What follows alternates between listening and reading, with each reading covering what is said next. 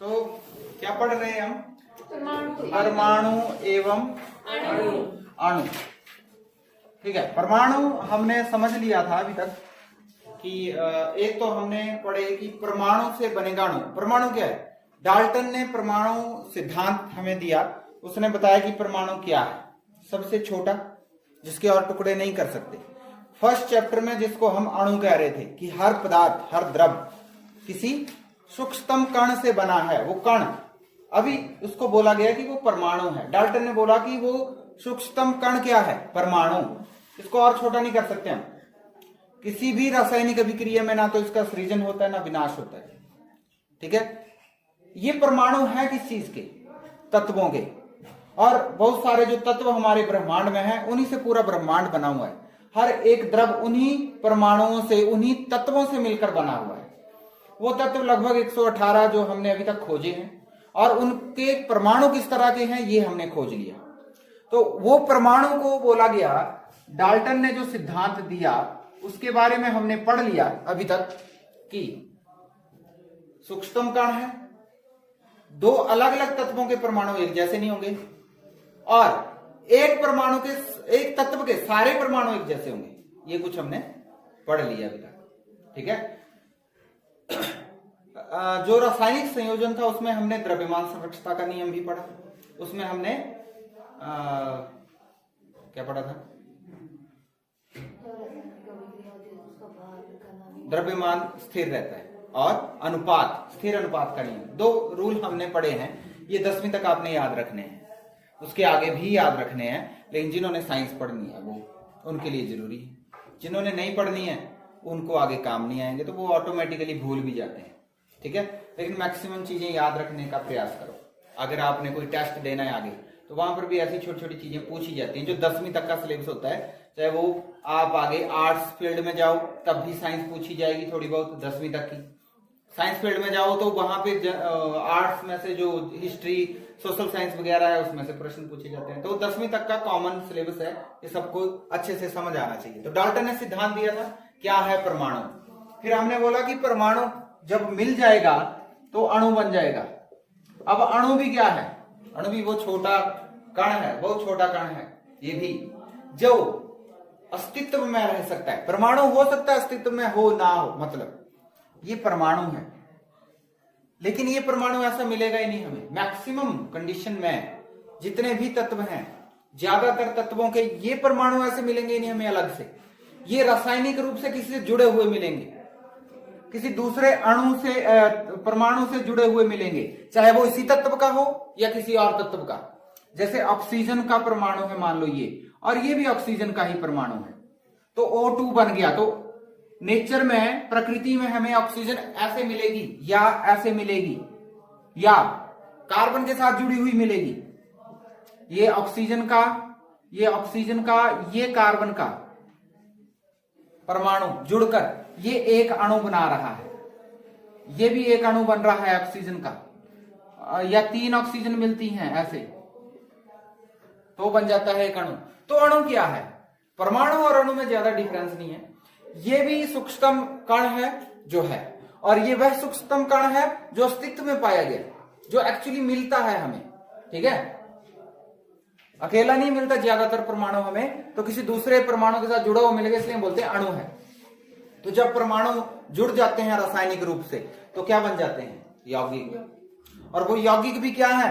जब उनका जो छोटा रूप है जो हमें मिलेगा उसे हम कहेंगे अणु। ठीक है, तो वो है। अब परमाणु और अणु ऐसे ही हैं, और क्या। हमने देख लिया परमाणु बहुत छोटा होता है, नैनोमीटर में मापते हैं। भार इसका देख लिया हमने, द्रव्यमान कितना होता है, उसको हमने यूनिफाइड द्रव्यमान के रूप में, यू के रूप में लिखा था। हालांकि पहले AMU भी लिखते थे हम, एटॉमिक मास यूनिट, अब उसको सिंपली यू लिखा जाता है, AMU नहीं हमने लिखना। और एक यू किसके बराबर माना गया था? एक यू है यानी इकाई द्रव्यमान है, एक को इकाई कहते हैं। ठीक है, तो एक जो सिंगल है उसको इकाई कहते हैं। तो ये इकाई द्रव्यमान है। ये कैसे मापा गया? कार्बन परमाणु लिया गया, उसका 12वां हिस्सा किया गया, उसको बोला ये है 1 यूनिट। तो किसका? कार्बन 12 समस्थानिक है, कार्बन 12 क्यों लिखा, क्योंकि ये कार्बन 14 भी है इसलिए, ठीक है। तो कार्बन 12 समस्थानिक है। ये एक समस्थानिक क्या होता है, ये चैप्टर खत्म होते होते आपको पता चल जाएगा, ठीक है। अभी सिर्फ नाम याद रखो, कार्बन 12 समस्थानिक यानी ये तत्व, इस तत्व का द्रव्यमान लिया, जो भी इसका द्रव्यमान है, द्रव्यमान का 1/12वां भाग परमाणु द्रव्यमान इकाई कहलाता है। परमाणु द्रव्यमान इकाई कहलाता है, यानी 1 U कहलाता है। समझ गए, ये 1 U क्या है। जब भी हमने किसी परमाणु का द्रव्यमान निकालना है तो किसके साथ कंपेयर किया जाएगा, कार्बन 12 समस्थानिक के 1/12वें भाग से कंपेयर किया जाएगा उसको, ठीक है। हालांकि पहले हमने ऑक्सीजन लिया था, ऑक्सीजन O, जिसका द्रव्यमान 16 है ना।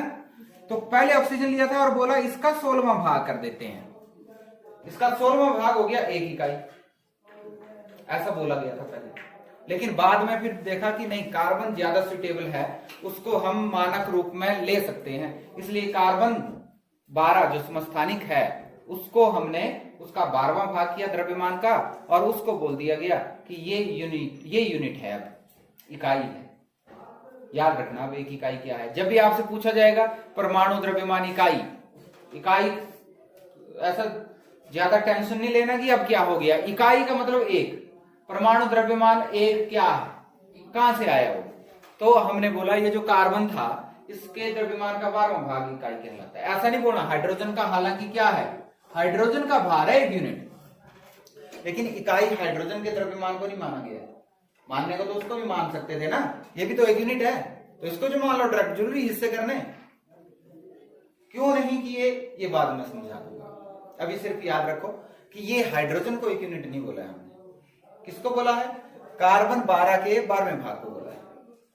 यहां पे थोड़ा सा ध्यान रखना है आपने कि 1 इकाई किसको बोला है, कार्बन के 12वें भाग को, बस कार्बन के 12वें भाग 1 यूनिट का, क्योंकि कार्बन का भार 12 है ना, तो उसका 12वां भाग 1 होगा, यही है ना, बस सिंपल।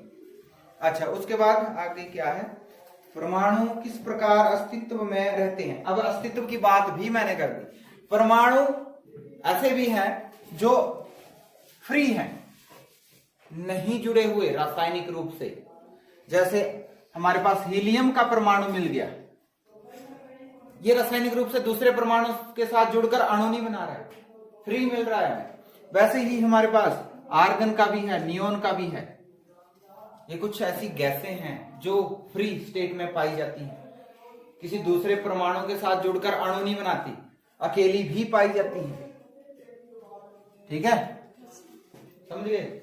लेकिन ज्यादातर धातुएं अणु के रूप में रहेंगी मिलकर, या तो अपने ही तत्व के अणु के साथ मिलेंगी या दूसरे तत्व के अणु के साथ मिलेंगे, एक परमाणु के साथ, या तो अपने ही तत्व के परमाणु के साथ मिल सकती हैं। जैसे ऑक्सीजन है, ऑक्सीजन कैसे बना, ये ऑक्सीजन है, एक अणु ऑक्सीजन का, परमाणु ऑक्सीजन का, ये अपने ही तत्व यानी ऑक्सीजन के दूसरे परमाणु के साथ जुड़ गया,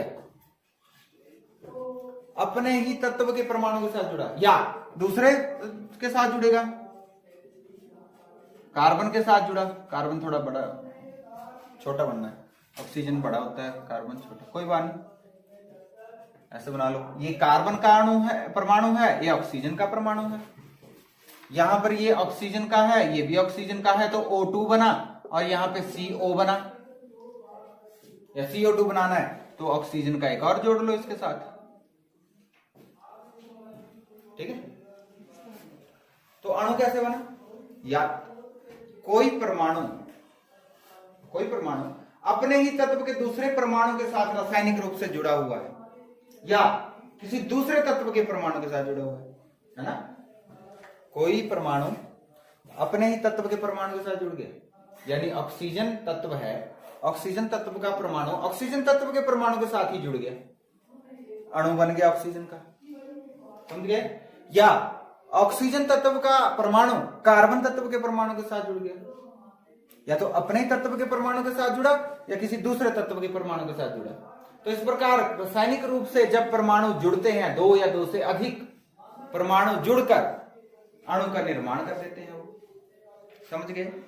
ये बात हम 3 दिन से कह रहे हैं और यही हम यहाँ कि वो अपने तत्व के साथ परमाणु के साथ भी जुड़ सकता है या किसी दूसरे तत्व के परमाणु के साथ भी जुड़ सकता है। समझ गए? ठीक है। अच्छा, अब ये जो परमाणु हैं मैंने बोला ये ऐसे फ्री स्टेट में भी अकेले अकेले, कुछ ऐसे होंगे जो 2 के साथ मिलकर रहेंगे, कुछ ऐसे होंगे जो ज्यादा के साथ मिलकर रहेंगे। वह उसकी परमाणुकता कहलाएगी। कितने परमाणु फ्री स्टेट में ऐसे रह सकते हैं? एक अकेले जो अणु बनाते हैं। और जब अणु बनता है किसी परमाणु से तो वो कितने लोगों के साथ जुड़ सकते, कितने दूसरे परमाणुओं के साथ जुड़ने की क्षमता रखता है। उसकी संयोजन क्षमता क्या है दूसरों के साथ? वह उसकी संयोजकता कहलाती है। क्या कहलाती है? संयोजन क्षमता। इसको ऐसे समझते हैं, ये एक परमाणु है, मान लो ऑक्टोपस है। देखा है ऑक्टोपस? कितने हाथ होते हैं उसके? 8 है। ये कोई एक बच्चा है तुम में से, कौन है? वर्षा। इसके कितने हाथ हैं? 2। ऑक्टोपस एक हाथ से एक हाथ पकड़ेगा, दूसरे हाथ से दूसरा हाथ पकड़ेगा। एक वर्षा है, एक जानकी है, एक अनीता है, एक भावना है, और पकड़ लो, पीयूष को पकड़ लो, उदित को पकड़ लो। अब बोलो तो कौन है? अच्छा, मनसा है। ये जानकी, ये मनसा है। ठीक है, वे बोल रही है तो मनसा है। ठीक है, जानकी नहीं है। ठीक है, तो अब बोलो ऑक्टोपस कितने लोगों को पकड़ लेगा? इसके 8 हाथ हैं। कितने हाथ पकड़ेगा ये? कितने लोगों के हाथ पकड़ेगा? 4 लोगों के हाथ पकड़ सकता है। समझ गए? तो इस तरह ये 4 लोगों के साथ जुड़ सकता है ऐसे। वैसे ये मान लो, ये इसकी परमाणुकता कही जाएगी। अब O मान लो ऑक्टोपस को, H मान लो ह्यूमन को, तो ऐसे बनेगा ये OH4। ऑक्टोपस 4 ह्यूमंस को पकड़ सकता है। समझ गए? समझ गए? अगर हम परमाणु को लें, ऑक्सीजन के परमाणु को, इसकी संयोजकता होती है 2। अच्छा, परमाणुकता की बात कर रहे थे अभी हम, परमाणुकता। तो परमाणुकता फिर ले लेते हैं। परमाणुकता, कोई परमाणु फ्री स्टेट में जैसे नेचर में कितने परमाणुओं के साथ जुड़कर मिला होता है, उसका अणु जब बनता है तो कितने परमाणुओं के साथ जुड़ा होता है। तो ऑक्सीजन जैसे हीलियम हो गया, आर्गन हो गया, ये अकेले मिलेंगे, आपको अकेले मिल सकते हैं। तो इसकी परमाणुकता 1 है। प्रकृति में ऐसे अकेला पाया जा सकता है। ऑक्सीजन को ले लो, नाइट्रोजन को ले लो, इनमें परमाणुकता 2-2 होती है। O2N2 के रूप में मिलेगा नेचर में, अकेला नहीं मिलेगा। और भी परमाणुकताएं दी होंगी आपके पास।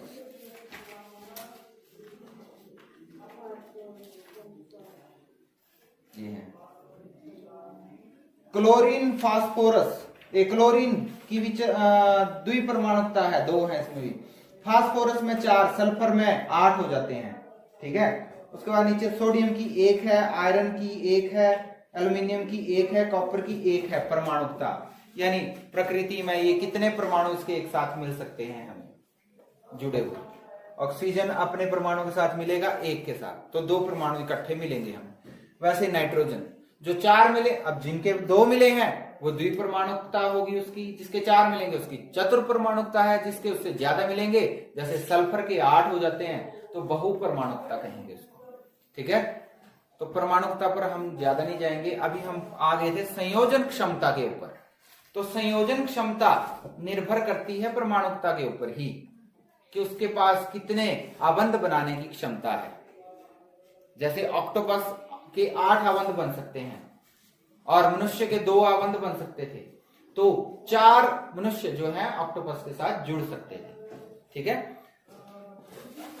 वैसे ही अब हमने बोला कार्बन की संयोजन क्षमता है 4, कार्बन के 4 हाथ हैं। ऑक्सीजन की संयोजन क्षमता है 2, तो कार्बन जब ऑक्सीजन के साथ मिलकर कोई यौगिक या अणु बनाएगा तो वो क्या बनेगा? सी। देखो 4 हाथ हैं इसके, ऑक्सीजन के 2 हाथ हैं, कितने ऑक्सीजन जुड़े कार्बन, एक कार्बन के साथ 2, तो बन गया CO2, है ना? CO2 बन गया। तो अब हमें संयोजन क्षमता अगर पता हो तो हम निकाल सकते हैं कि उसके द्वारा बनने वाले यौगिक किस प्रकार से बने होंगे। रासायनिक सूत्र किसी यौगिक का लिखते समय हमें पता होना चाहिए कि संयोजन क्षमता उसकी कितनी है। ठीक है। एक बीच में हमारा एक टॉपिक और रह गया जिसमें हमने आयन की बात करनी थी। आयन क्या होते हैं?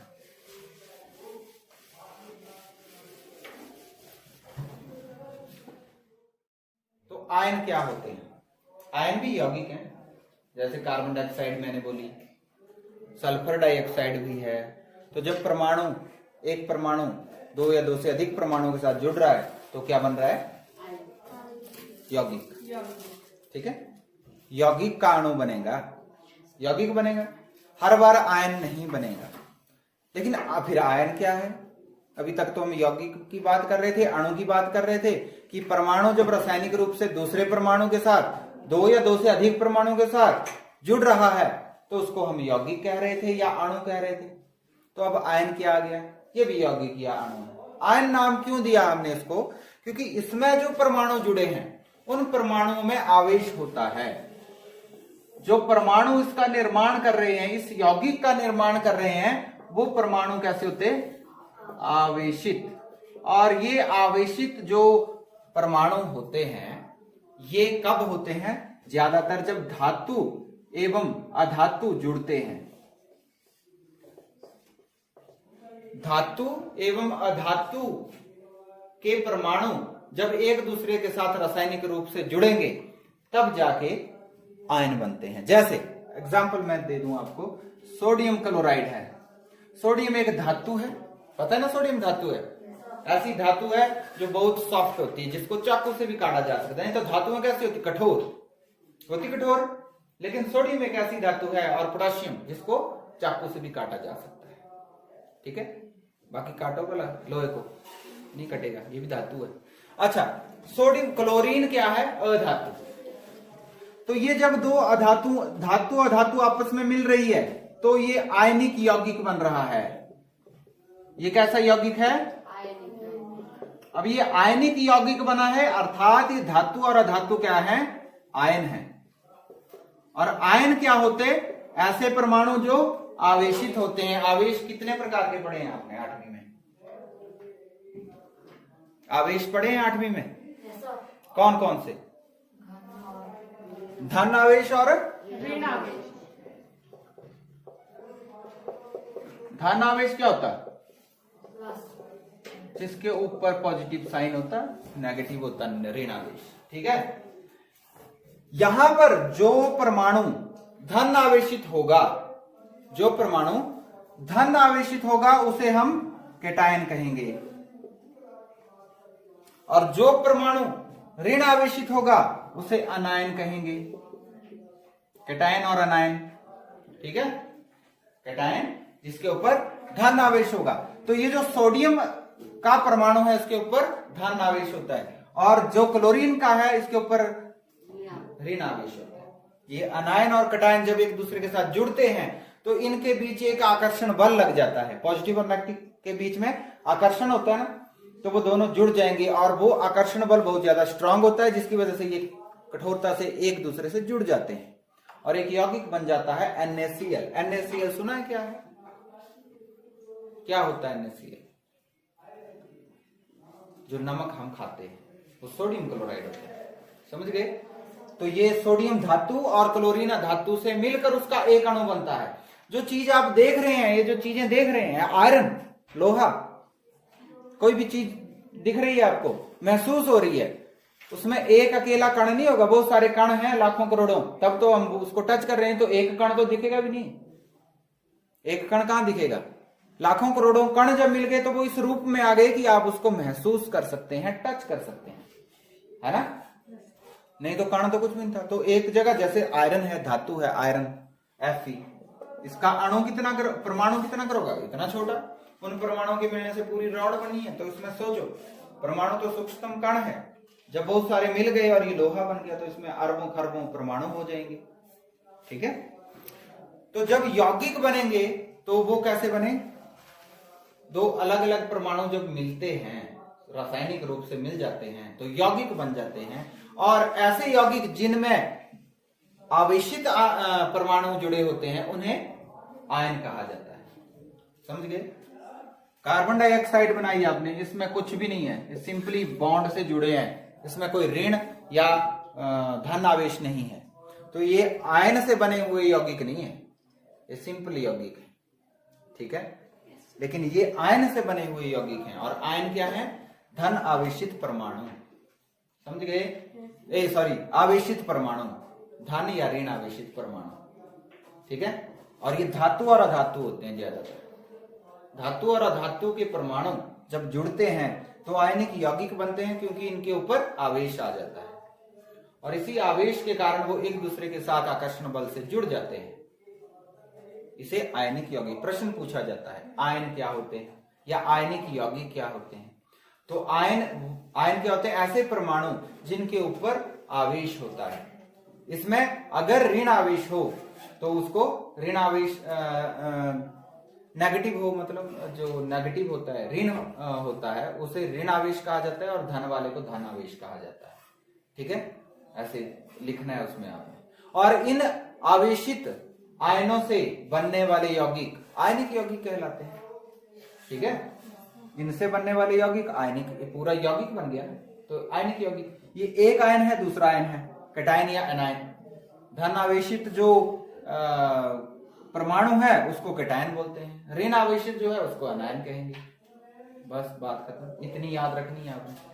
आवेशित आयन है, ये भी यौगिक। अभी तक हमने परमाणु की बात की, पता है आपको सबसे छोटा है। उसके बाद अणु की बात की, जब परमाणु रासायनिक रूप से जुड़ गए तो अणु बन गया, ये भी सबसे छोटा है, इसको भी नहीं आप देख सकते। ठीक है।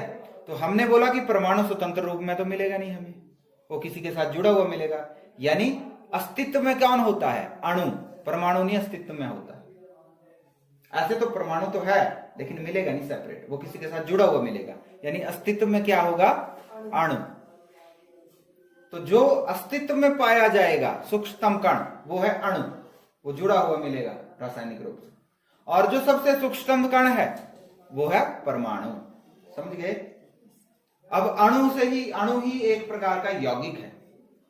परमाणुओं के मिलने से यौगिक बन जाते हैं, यानी अणु भी एक तरह का यौगिक ही है। तो जो यौगिक होते हैं वो कैसे बने हैं, जब दो या दो से अधिक परमाणु रासायनिक रूप से जुड़ गए तो यौगिक बन गए। ठीक है। और अणु ये जो बनते हैं जब, तो परमाणु जो यौगिक बना रहे हैं, अणु बना रहे हैं, इनमें परमाणुकता के बारे में भी हमें पता होना चाहिए।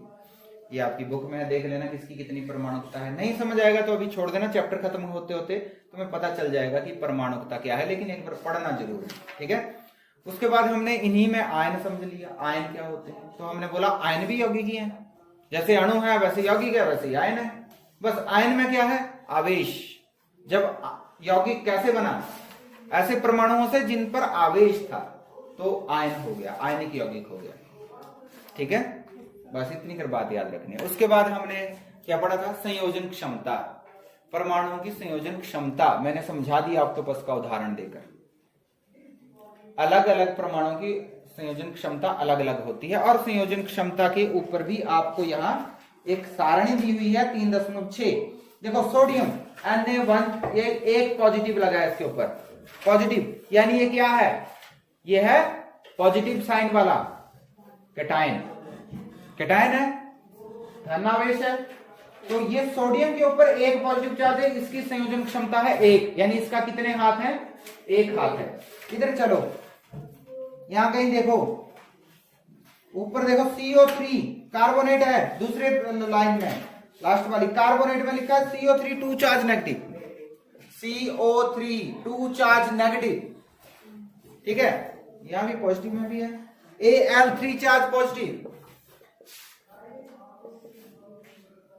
पॉजिटिव कितने, इसमें नेगेटिव कितने हैं? 2, यानी इसके 2 हाथ हैं नेगेटिव वाले, इसके 3 हाथ हैं पॉजिटिव वाले। याद रखना पॉजिटिव नेगेटिव के साथ जुड़ेगा, नेगेटिव नेगेटिव या पॉजिटिव पॉजिटिव मत जोड़ देना। जैसे सोडियम के ऊपर एक पॉजिटिव है तो सोडियम और एल्यूमिनियम को मत जोड़ देना आपस में, ये नहीं जुड़ने वाले तो रिपेल करेंगे एक दूसरे को। 8वीं में पढ़ा है आपने, एक जैसे आवेश एक दूसरे को प्रतिकर्षित करते हैं, पढ़ा है ना 8वीं में। और अलग अलग जो आवेश होते हैं वो एक दूसरे को आकर्षित करते हैं, इसलिए नेगेटिव के साथ पॉजिटिव जोड़ना है। अब रासायनिक सूत्र कैसे लिखे जाते हैं? यौगिकों के ही लिखे जाएंगे ना।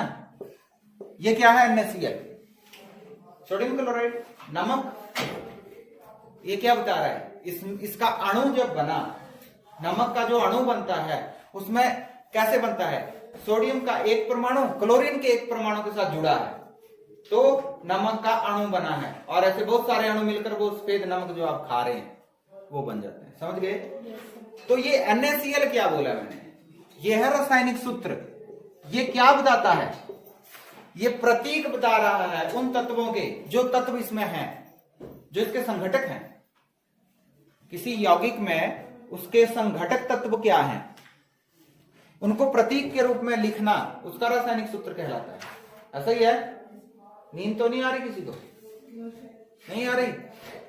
जैसे अच्छा, अब आप लोगों को नाम से पुकारा गया तो नाम दे दिया गया, जब मनसा आएगा तो इसकी पिक्चर आ गई माइंड में, ये है मनसा, जो भी है, जानकी, अच्छा सॉरी जानकी है, हाँ, तो उसकी पिक्चर आ गई। अब हर बार कोई पिक्चर तो नहीं दिखाएगा आपको, ये लड़की देखी है कहीं, तो हमने क्या दे दिया उसको? एक प्रतीक दे दिया, मनसा, बस नाम से तुम्हें पता चल जाएगा।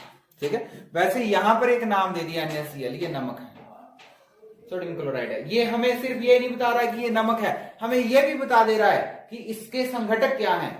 अब नमक, सोडियम क्लोराइड के संघटक क्या हैं? सोडियम और क्लोरीन, सोडियम और क्लोरीन से मिलकर बना है नमक। ठीक है, कार्बन डाइऑक्साइड कार्बन और ऑक्सीजन से मिलकर बना है, CO2 कार्बन और ऑक्सीजन से मिलकर बना है। सल्फर डाइऑक्साइड SO2, सल्फ्यूरिक अम्ल H2SO4, हाइड्रोजन सल्फर ऑक्सीजन से मिलकर बना है। और हमें साथ में क्या बता रहा है? अनुपात कितना है इनका? 2 हाइड्रोजन के परमाणु है, 1 सल्फर का परमाणु है, 4 ऑक्सीजन के परमाणु है। तो ये प्रतीकात्मक रूप दिया हुआ है किसी इसके संघटकों का, इसको हम रासायनिक सूत्र कहते हैं। अब रासायनिक सूत्र कैसे लिखे जाते हैं? संयोजन क्षमता के साथ। ऐसे तो नहीं मैंने लिखा H3SO5 या 6, ऐसा तो नहीं कहीं मिलेगा आपको। सल्फ्यूरिक अम्ल हर बार H2SO4 ही मिलेगा, कार्बन डाइऑक्साइड CO2 मिलेगा, जल हमेशा H2O ही मिलेगा, यानी 2 हाइड्रोजन के परमाणु 1 ऑक्सीजन के परमाणु के साथ जुड़कर जल का एक अणु बनाएंगे। ऐसे बनेगा। जल का एक अणु बनाने के लिए 2 हाइड्रोजन के परमाणु चाहिए और 1 ऑक्सीजन का परमाणु चाहिए। जब वो रासायनिक रूप से जुड़ गए तब जल का अणु बनेगा। अगर ऐसे ही रखे हैं, वो जुड़े नहीं है, तो वो जल का अणु नहीं है। हाइड्रोजन अलग है, ऑक्सीजन अलग है, तो जल का अणु नहीं बना जब तक वो रासायनिक रूप से नहीं जुड़े। जुड़ गए ये अणु, तो ये क्या बन गया? अणु। और अणु ही क्या है? यौगिक। इसमें आवेश नहीं है, इसमें नहीं है आवेश, तो ये नॉर्मल यौगिक है। जब हम जोड़ेंगे एल्यूमिनियम के साथ किसी और तत्व को जोड़ते हैं, देखिए कहां गया, आगे पीछे किन भाग रही है, जैसे है हमारे पास नेगेटिव चार्ज। चलो इसको जोड़ देते, एल्यूमिनियम और कार्बोनेट को जोड़ देते, तो रासायनिक सूत्र कैसे लिखे जाते हैं? देखो, संयोजन क्षमता आपको बुक में दी है, वहां से मिलाकर आपने यौगिक बनाने, जितने आपसे बनते हैं कल आपने लिख के लाने हैं। मैं बनाता हूं, एक आयरन के ऊपर है, सॉरी एल्यूमिनियम के ऊपर है 3 चार्ज पॉजिटिव, 3 चार्ज पॉजिटिव है एल्यूमिनियम, और कार्बोनेट है CO3, इसके ऊपर है 2 चार्ज नेगेटिव। जैसे सोडियम और क्लोरीन का था, सोडियम के ऊपर 1 पॉजिटिव, क्लोरीन के ऊपर 1 पॉजिटिव, कितना, सॉरी नेगेटिव, पॉजिटिव को नेगेटिव के साथ ही जोड़ना है। तो ये मिलेंगे तो सूत्र क्या बनेगा? सोडियम क्लोराइड का।